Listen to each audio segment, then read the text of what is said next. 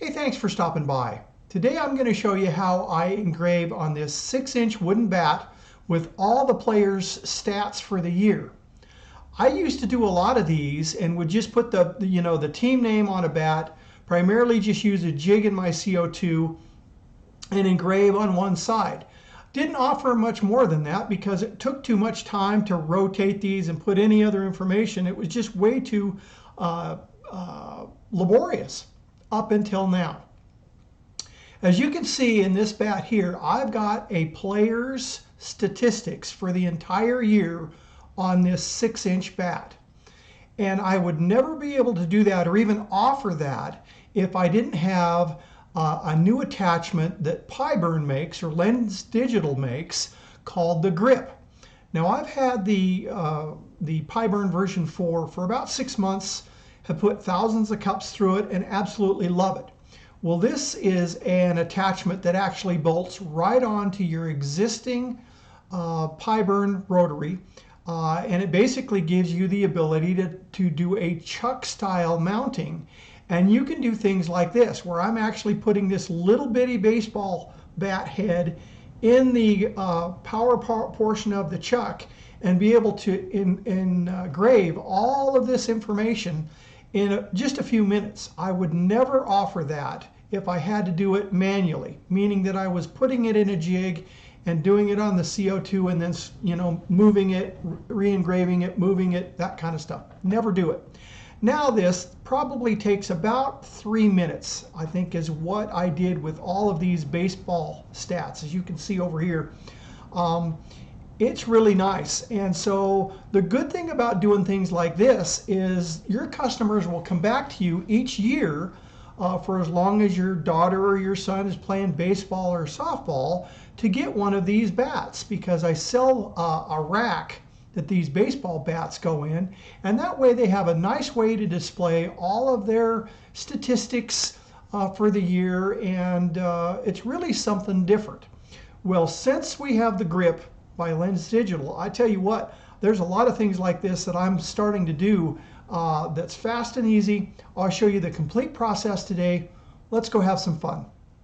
The first thing that we're going to have to do before we get started is measure the diameter of where we're going to go ahead and engrave on our bat. And so I'm going to get my digital calipers here, and we're just going to go ahead, and it's 7.40, so just a little bit shy of 3/4 of an inch is the diameter of this bat. The other thing I will tell you is these bats are not completely true in roundness, and so just keep that in mind. Some are better than others, but you're going to have to go through them and pick out the best ones.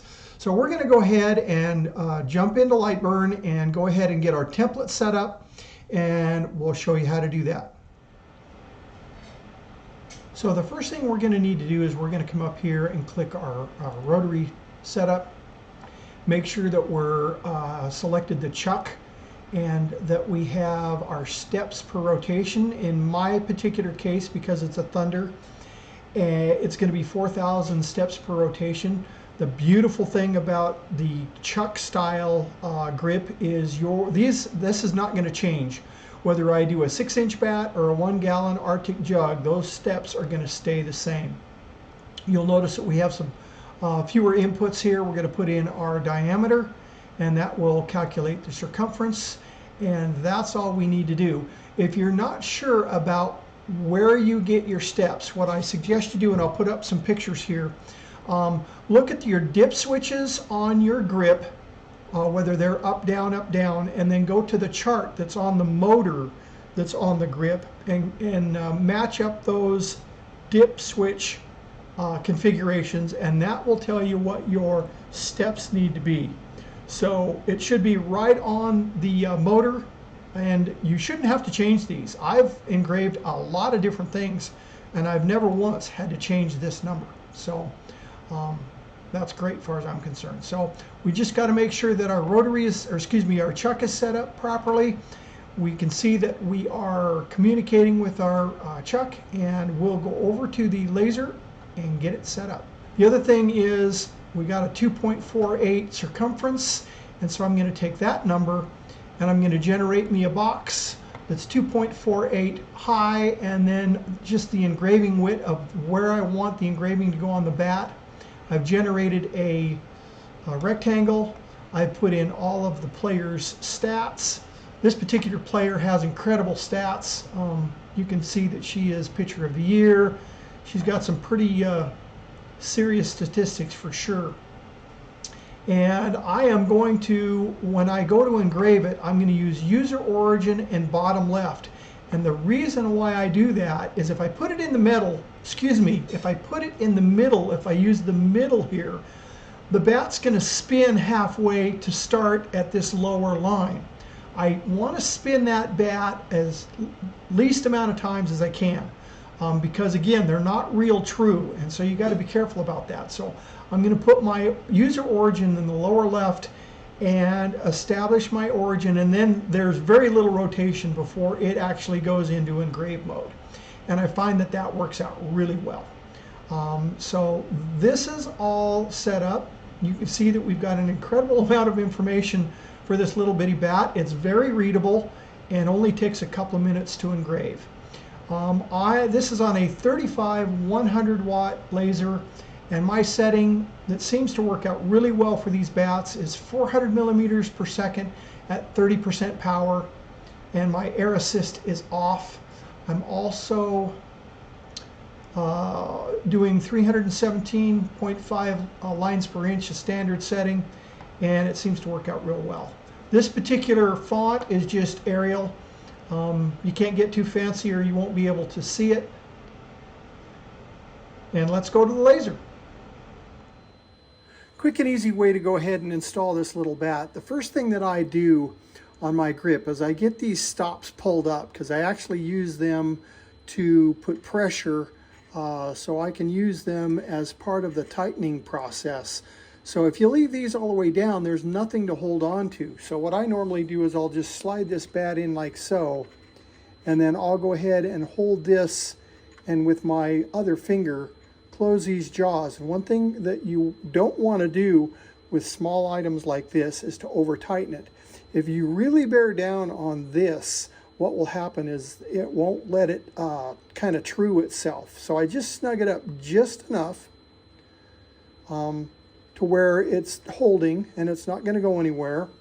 And then I go to my controller and go to menu and move, and then I go ahead and left or right just to make sure that that bat is going to stay true in the chuck. And it looks like that's going to work out great. So we verified that that's what we need to do. The other thing is I've set my origin right at the edge of the left-hand side of the bat. That's where I'm going to start, and we're going to engrave to about here. And my focus, I'm using in a 1.5 inch lens instead of the 2-inch lens, because it's got a smaller beam spot and it gives you a little bit better, crisper engraving on these fine details. The other thing is I normally would focus at about 11, because this lens normally focuses at 10.5, but I'm actually focused about 9, just because of a little bit of a change here in this drop, and I want to make sure that I really stay in focus, because I want these letters to be very crisp.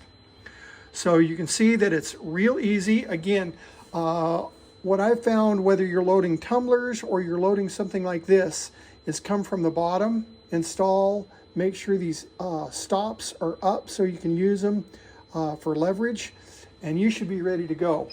Again, you can see that bat's going to stay true in the chuck.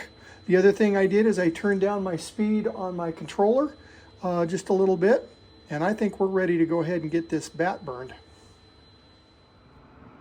Okay, here we go.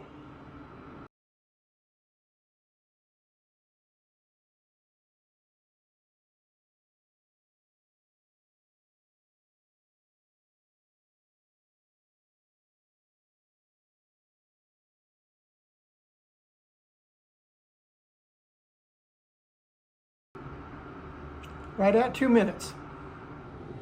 Now to change it, it's real easy. Come from underneath, undo it, pull it out, put the next one in, Again, use this as leverage. Go ahead and set it in.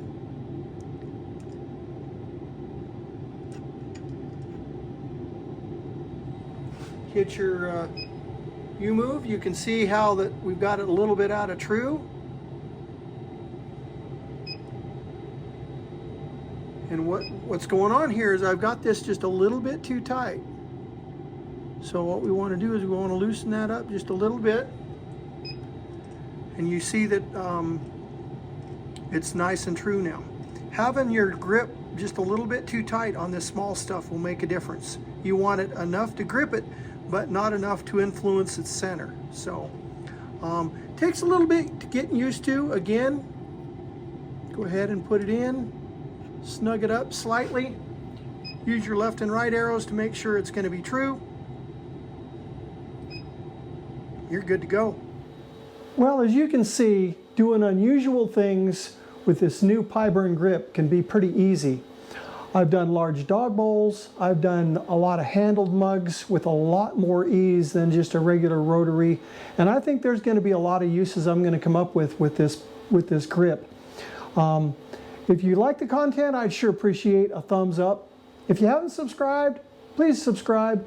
And if you have the ability, contribute to the channel, hit that thanks button. We'd sure appreciate it. Until next time, thanks and have a great day.